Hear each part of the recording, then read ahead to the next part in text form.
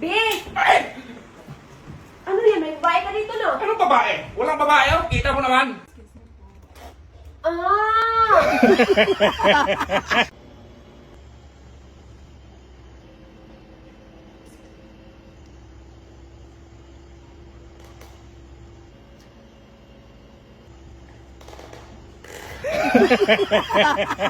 Pagkakasya mo to, i-try mo.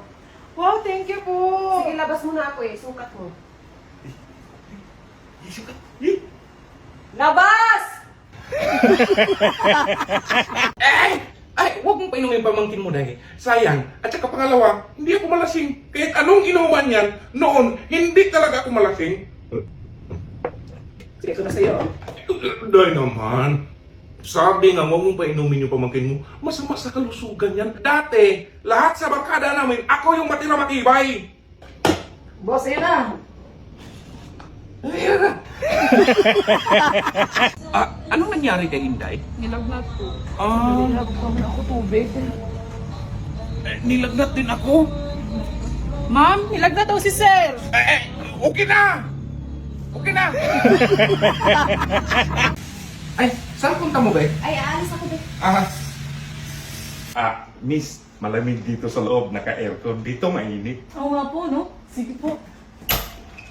Manghugas ka ng plato. Ay, tara na! Saan punta mo? Ay, wag na sir, mahilo kasi ako pag-aircon. Mag-motor na lang ako. Okay, sige.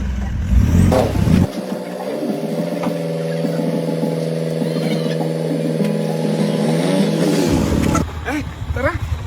Ay, Bing, nandyan ka na pala. Ba't ka nakamotor? Ay, trip ko lang. Yung sakin na.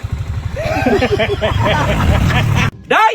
Ang daming dumi, oh! Hindi ka talaga nakapaglinis dyan? Puro ka na lang cellphone? Sige, boss. Ako na lang magwalis, Day. Ay, siya na lang pala malit. Ano na? Ay, miss, ano nga yung pangalan mo? Marie po. Marie. So, ano yung tipo mo sa lalaki? Yung medyo may kulay yung buhok. Yung may hikaw sa tenga. Yung medyo hindi katangkaran. Ako na yun. Yan yung hindi ko gusto. Kumusta sa biyahe? Okay lang, pero nakakapagod. Tara, matulog tayo sa taas. Ay, boss, nandito na pala kayo. Kumusta lakad? Day, nakakapagod. Inantok pa ako. Be, tsaka na ako matulog! Matulog ka! Day, Ay, boss, uminahan kailangan mo. ang init kasi sa kwarto dito ako matulog. Ay, sige, boss. Anong ginagawa mo dito?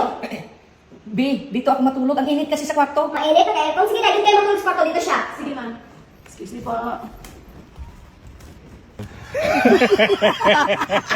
Nandun yung mama mo. Day, anong ginagawa niyo? Ay, nag-usap kami tungkol sa mama niya, boss. Ay, makinig ako. Ay, sige, Day! boss. Ma'am? Nasaan si boss mo?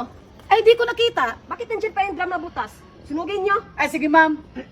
Sunugin. Basta huwag niyo ako isali, ha? Para kanino to?